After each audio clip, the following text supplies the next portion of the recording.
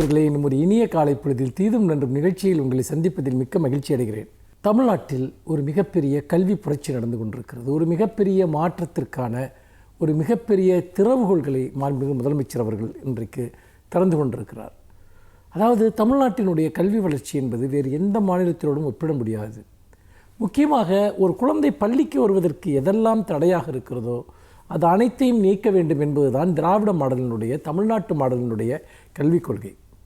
இதை மிகுந்த விழிப்புணர்ச்சியுடன் மிக நீண்ட காலமாக தமிழ்நாடு பின்பற்றி வருகிறது. முக்கியமாக நீங்கள் பார்த்தீர்கள் என்று சொன்னால், இந்த பள்ளிப்படிப்பு முடிந்து உயர்கல்விக்கு செல்லக்கூடியவர்களுடைய எண்ணிக்கை 52% தமிழ்நாட்டில் இருக்கிறது. இந்திய சராசரியே இன்னும் 25 எட்டவில்லை. அப்படி என்றால் இந்திய சராசரியை விட இன்னொரு மடங்கு அதிகமாக நாம் எப்படி சாதித்தோம்? தடைகளை நீக்கு, தடைகளை உடை. பள்ளிக்கு ஒரு குழந்தை வருவதற்கு என்ன தடை இருக்கிறது? முதலாவதாக பொருளாதாரம் சார்ந்த, ஜாதி சார்ந்த தடைகள். அப்படி பார்க்கிற போது பொருளாதார தடைகளில் முக்கியமாக குழந்தை தொழிலாளர் முறை. ஒரு சிறிய வருமானம் கிடைக்கிறது என்பதற்காக அல்லது குழந்தைகளை சுமையாக கருதக்கூடிய ஒரு சமூக சூழலில் அந்த குழந்தைகளை சிறு சிறு வேலைகளுக்கு அனுப்புவது, கடைகளுக்கு வேலைக்கு அனுப்புவது, வீட்டு வேலைகளுக்கு அனுப்புவது, இதெல்லாம் இங்கு நடைமுறையில் இருந்திருக்கின்றன. வறுமையின் காரணமாக அவர்களை குறை சொல்லவும் முடியவில்லை. அப்படிப்பட்ட ஒரு சூழ்நிலையில்தான் பசியின் காரணமாக வேலைக்கு செல்ல நேர்ந்த குழந்தைகளுக்கு நாங்கள் உணவளிக்கிறோம் என்று சொல்லி துவங்கப்பட்டது தான் தமிழ்நாட்டில் மதிய உணவு திட்டம். காமராஜர் அவர்கள் காலத்தில் தொடங்கப்பட்டு எம்ஜிஆர் அவர்கள் காலத்தில் விரிவுபடுத்தப்பட்ட இந்த திட்டத்தை தலைவர் கலைஞர் அவர்களுடைய ஆட்சி காலத்தில் முட்டையுடன் கூடிய சத்துணவு, இன்னும் பல பொருட்களை சேர்த்து அதை ஒரு முழுமையான சத்துணவாக தலைவர் கலைஞர் அவர்கள் மாற்றினார்.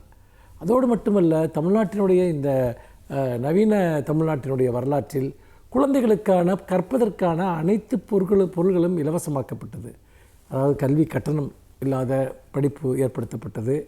அதோடு சேர்த்து காலணிகள், சீருடைகள், புத்தகங்கள், இப்படி எல்லாவற்றையுமே நாங்கள் கொடுக்கிறோம், பள்ளிக்கு வாருங்கள் என்ற அந்த குழந்தைகளை அழைக்கக்கூடிய ஒரு சூழல் இருந்தது. இன்னொன்று பாலின சமத்துவம் சார்ந்த ஒரு சிக்கல். அதாவது பெண் குழந்தைகளை படிக்க வைக்காமல் இருப்பது. இந்த பெண் குழந்தைகளை படிக்க வைக்காமல் இருப்பது என்பது சமூகத்தில் மிகப்பெரிய ஏற்றத்தாழ்வுகளை உருவாக்குகிறது. பெண்ணடிமைத்தனத்திற்கு அது ஒரு முக்கியமான காரணியாக இருக்கிறது. வட மாநிலங்களில் பெண்களினுடைய கல்வி என்பது மிக மிக குறைவான ஒன்று. அப்போதுதான் பெண் கல்விக்கு மிகுந்த முக்கியத்துவம் அளிக்க வேண்டும் என்பதற்காகத்தான் தலைவர் கலைஞர் அவர்கள் அப்பொழுது அரசு வேலைகளில் 30% இடஒதுக்கீட்டை பெண்களுக்கு கொண்டு வந்தார். அதோடு படிக்கக்கூடிய பெண்களுக்கு பல்வேறு விதமான ஊக்குவிப்புகள் செய்யப்பட்டன. 8ஆம் வகுப்பு வரைக்கும் படித்தால் அவர்கள் திருமணத்திற்கு உதவுவது, தாலிக்கு தங்கம் கொடுப்பது போன்ற திட்டங்களை எல்லாம் கலைஞர் கொண்டு வந்தார். அதற்கு அடுத்து திருமணத்தை தாண்டிய லட்சியங்கள் பெண்கள் வாழ்க்கையில் வந்தபோது தான் பெண் குழந்தைகளை கண்டிப்பாக படிக்க வேண்டும் என்பதற்காக நம்முடைய மாண்புமிகு முதலமைச்சர் அவர்கள் புதுமை பெண் திட்டத்தை, அதாவது கல்லூரி மாணவிகளுக்கு, அரசு கல்லூரி மாணவிகளுக்கு மாதம் 1000 ரூபாய் வழங்குவது என்ற புரட்சிகரமான திட்டத்தை கொண்டு வந்தார். அந்த திட்டம் ஒருபுறம் என்று சொன்னால், குழந்தைகள் மதிய உணவைப் போலவே காலை உணவு மிக மிக முக்கியம் என்று இந்தியாவில் வேறு எங்கும் இல்லாத காலை உணவு திட்டத்தை கொண்டு வந்தார். இந்த வரலாற்றை நான் ஏன் சொல்கிறேன் என்றால், 2 தினங்களுக்கு முன்பு முதலமைச்சர் அவர்கள் அறிவித்த இந்த திட்டம், அந்த புதுமை பெண் திட்டம், கல்லூரி மாணவிகளுக்கான திட்டம், இப்போது அரசு பள்ளி மாணவிகளுக்கும், அதாவது 6ஆம் வகுப்பு முதல் 12ஆம் வகுப்பு வரை படிக்கக்கூடிய அரசு பள்ளி மாணவிகளுக்கும் விரிவுபடுத்தப்பட்டிருக்கிறது. எவ்வளோ பெரிய ஒரு புரட்சி! ஒரு பெண் கூட படிக்காமல் இருக்கக்கூடாது, ஒரு பெண் குழந்தை கூட படிக்காமல் இருக்கக்கூடாது என்கிற மகத்தான லட்சியத்தை நோக்கி 100% கல்வி, 100% பெண் கல்வி என்கிற இலக்கை நோக்கி ஒரு மாபெரும் புரட்சிகர திட்டம் அறிவிக்கப்பட்டிருக்கிறது. ஒரு தலைமுறையினுடைய வரலாற்றையே மாற்றியமைக்கக்கூடிய ஒரு திட்டம் இது என்பதை வரலாறு நமக்கு சொல்லப்போகிறது. மீண்டும் இன்னும் ஒரு புதிய சிந்தனையோடு உங்களை சந்திக்கிறேன். நன்றி, வணக்கம்.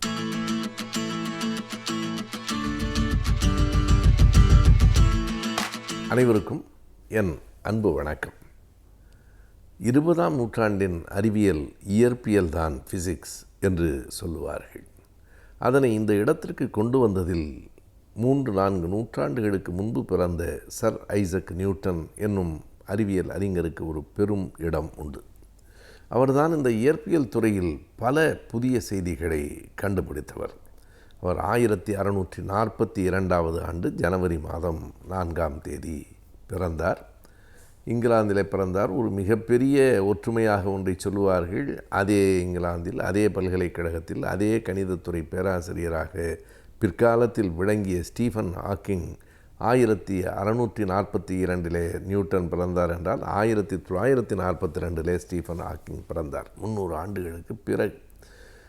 ஐசக் நியூட்டன் செய்த சாதனைகளை ஏறத்தாழ 200-250 ஆண்டுகளுக்கு அறிவியலில் யாராலும் மாற்ற முடியவில்லை. ஆல்பர்ட் ஐன்ஸ்டீன் என்று ஒருவர் வருகிற வரையில் எந்த மாற்றத்தையும் அவர் சொன்ன கருத்துக்களிலே ஏற்படுத்த முடியவில்லை. ஐன்ஸ்டீன் கூட என்ன சொன்னார் என்றால், நியூட்டனினுடைய பார்வைகளிலிருந்து கூட நான் வேறுபடுகிறேன், நியூட்டனில் கூட திருத்தங்கள் சொல்லுகிறேன் என்றால் அதற்கு ஒரே ஒரு காரணம், நான் நியூட்டனை விட உயரமானவன். ஏன் தெரியுமா? நியூட்டனின் தோள்களில் நான் உட்கார்ந்திருக்கிறேன், எனவே நியூட்டனை விட உயரமானவன் என்று மிகுந்த அடக்கத்தோடு ஆல்பர்ட் ஐன்ஸ்டீன் கூறினார்.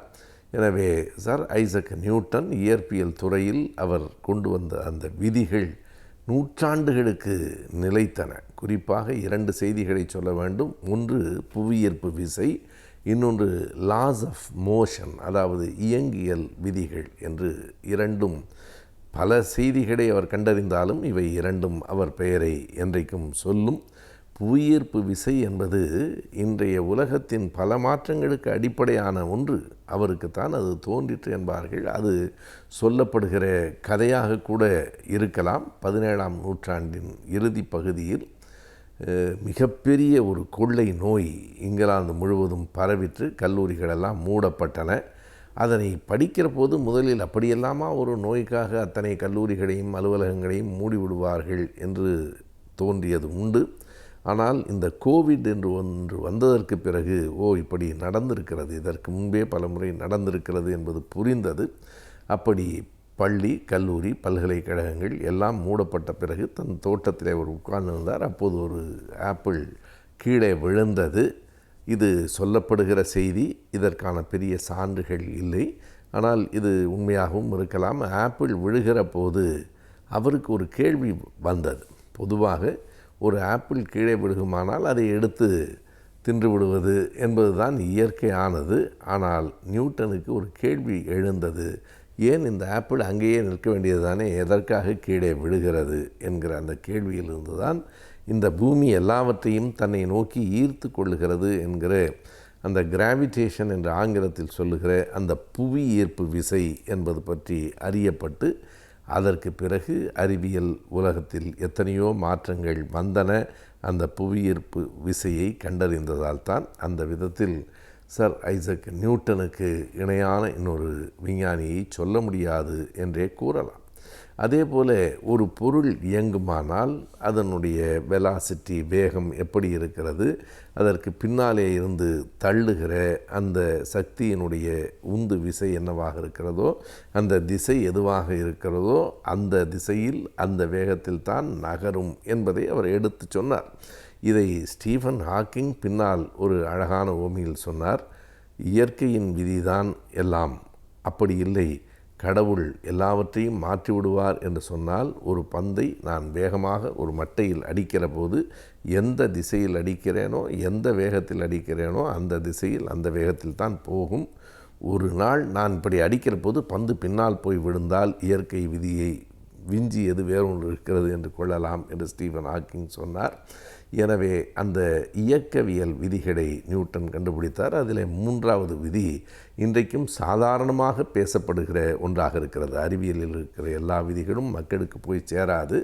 நியூட்டனின் 3வது விதி என்று திரைப்படம் எடுக்கிற அளவுக்கு to every action there is an equal and opposite reaction என்பது பொதுமக்களால் கூட அறியப்பட்ட ஒரு விதியாக இருக்கிறது.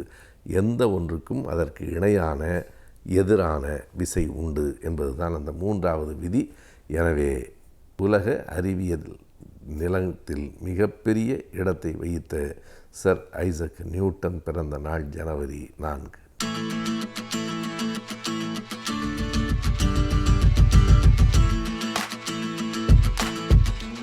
வணக்கம் நேயர்களே. நாம் மன வாழ்க்கையில் ஏற்படக்கூடிய சிக்கல்கள், பிரச்சனைகள், இவைகளெல்லாம் நாம் எவ்வாறு சமாளிப்பது என்பதை பற்றி சில யூகங்களை நாம் பார்த்து வருகின்றோம். அதில் ஒவ்வொன்றாக பார்த்து வந்தோம். நாம் பிடித்தது, பிடிக்காதது, விட்டு கொடுப்பது, பிறந்த வீட்டை பற்றி நாம் பெருமையாக பேசாமல் இருப்பது என்று பல யுக்திகளை நான் உங்களிடம் கூறி வந்தேன். அதில் ஒரு முக்கியமான ஒன்றாக இருப்பது தாம்பத்தியம். மன வாழ்க்கையில் தாம்பத்தியம் என்பது. பொதுவாக செக்ஸ் என்று சொல்கின்றோம். அதாவது அதை பற்றிய பாலியல் இதை பற்றிய பிரச்சனைகள், அதை பற்றிய அதாவது விவரங்களை எல்லாம் நாம் அதாவது வெளிப்படையாக சொல்வதற்கு நாம் இன்றும் அதாவது வெளிப்படையாக சொல்லக்கூடிய ஒரு நிலைமை இன்னும் வரவில்லை. அதாவது அதுபோல் ஒரு சந்தர்ப்பம் தான் நிலவுகின்றது. பால்வெளிகளை பற்றி, பாலியல் பற்றி விரிவாக வெளிப்படையாக சொல்வதற்கு முடியாத ஒரு நிலையில் இருக்கின்றோம். அதாவது செக்ஸ் என்று சொல்கின்றோம்.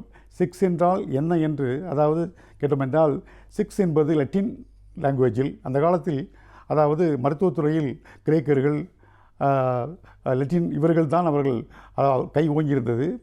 அவர்களுடைய மொழிகள் தான் இன்றும் மருத்துவத்துறையில் நாம் பின்பற்றி வருகின்றோம்.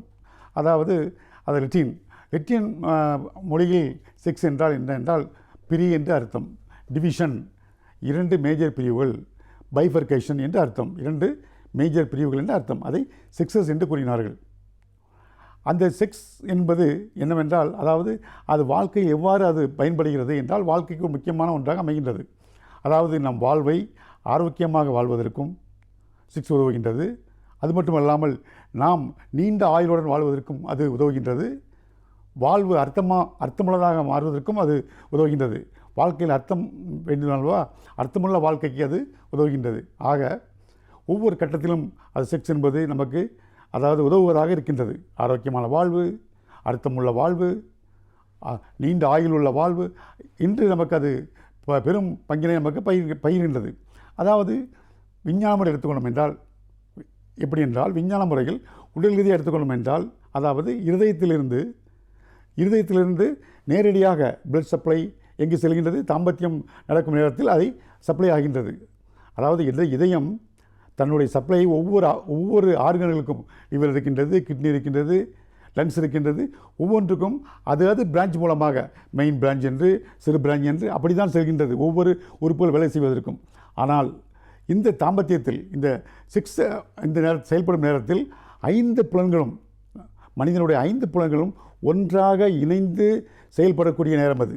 அதாவது கோஆர்டினேஷன், கோஆபரேஷன் என்று ஒன்றுக்கொன்று கோஆர்டினேட் பண்ணி ஒத்துழைத்து மொத்தமாக ஒரே நேரத்தில் பணி செய்யக்கூடிய அந்த நேரம்தான், அதாவது செயல்படக்கூடிய நேரம்தான் நமக்கு தாம்பத்தியம். அந்த நேரத்தில் இருதயம் என்ன செய்கின்றது, நேரடியாக தன்னுடைய கண்ட்ரோல் எடுத்துக்கொண்டு நேரடியாக இரத்த சப்ளை அங்கே செலுத்துகின்றது. உடல் எந்த அளவுக்கு ஒத்துழைக்கின்றது பாருங்கள். அது மட்டும் இல்லாமல் அதை கண்ட்ரோல் பண்ணக்கூடிய, அதாவது தாம்பத்தியம் செக்ஷன் சொல்கின்றோமே, அதை கண்ட்ரோல் பண்ணக்கூடிய இடம் மூளையில் இருக்கின்றது. அதற்கு அருகில்தான் அறிவுத்திறன் உள்ள இடமும் இருக்கின்றது.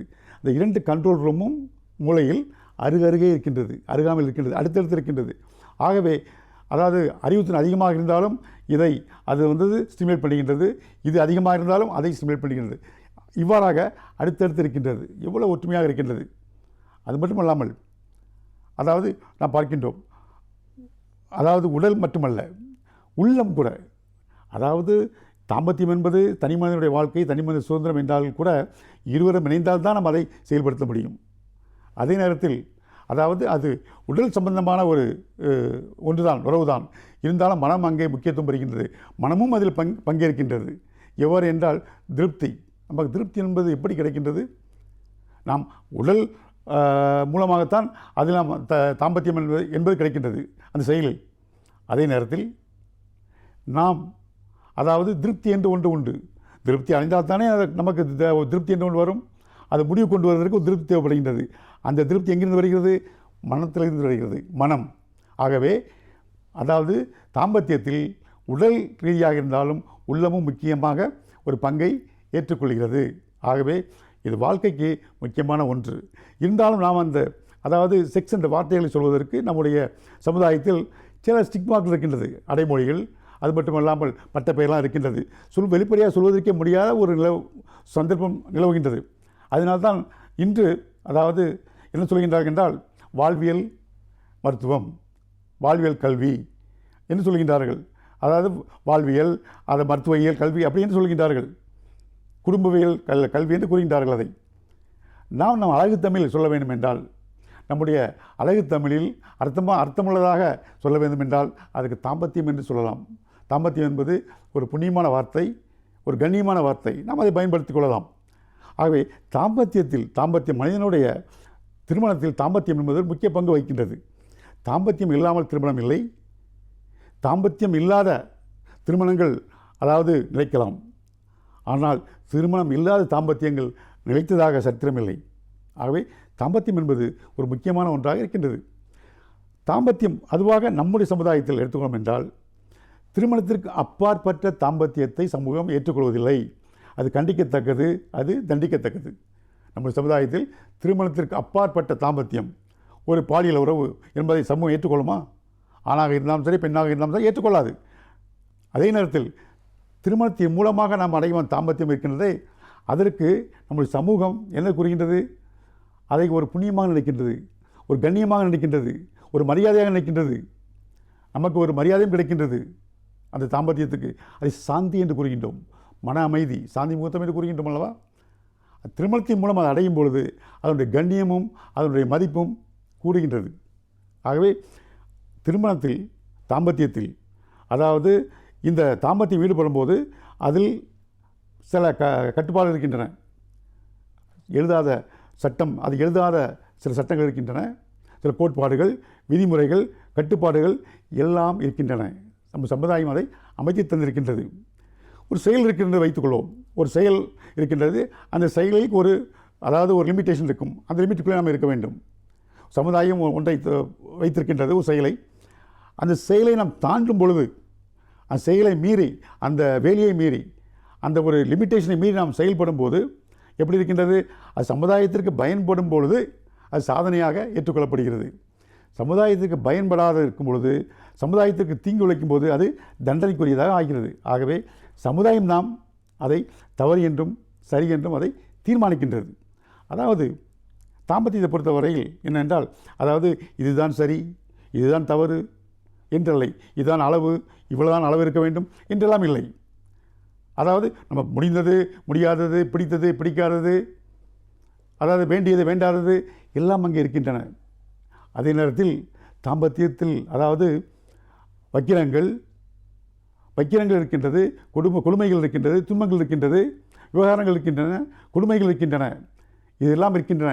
இதையெல்லாம் கட்டுப்படுத்ததான் சமுதாயம் சட்டங்களை, எழுதாத சட்டங்களை இயக்கி வைத்திருக்கின்றது, கட்டுப்பாடுகளை. அந்த கட்டுப்பாட்டுக்குள் இருக்கும் பொழுதுதான் அந்த தாம்பத்தியம் சிறப்பை பெறுகின்றது. ஆகவே இன்றைய இளைஞர்கள் தாம்பத்தியத்தை பொறுத்தவரை எப்படி இருக்கின்றார்கள் என்பதை நாம் அடுத்த முறை சந்திப்போம். நன்றி, வணக்கம்.